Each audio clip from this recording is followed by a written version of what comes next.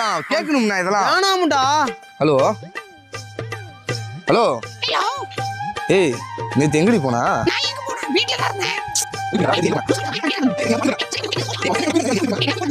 வைடி முதல்ல போன் அடி. பிரேக் எப்படி நீடா? நீ வைடா, நான் அன்னைக்கு தான ஒருத்தன் கூட போறேன். வைடா நீ போறியா?